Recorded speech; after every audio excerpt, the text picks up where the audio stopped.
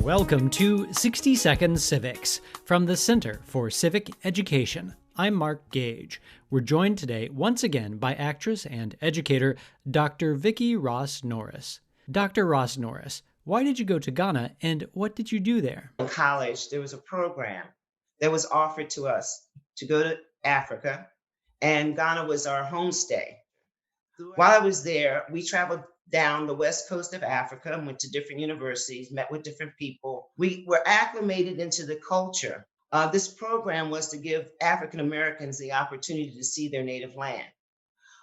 Unbeknownst to me, I had met a young man and his aunt and uncle were actually living there, and they were Americans.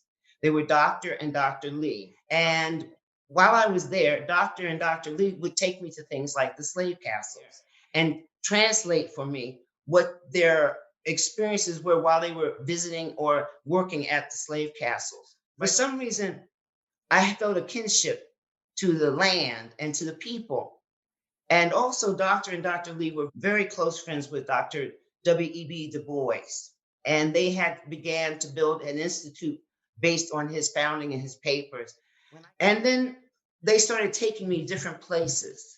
And then one time we were driving and the people jumped out of their trucks and everything stopped. And she said, they just saw a snake.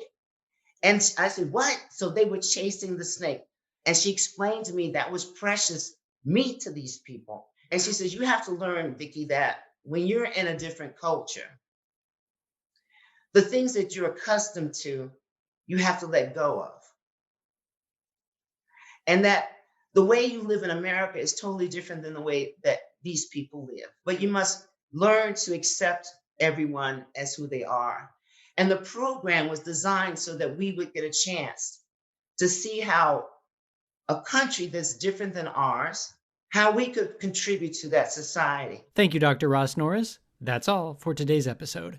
60 Seconds Civics, where civic education only takes a minute.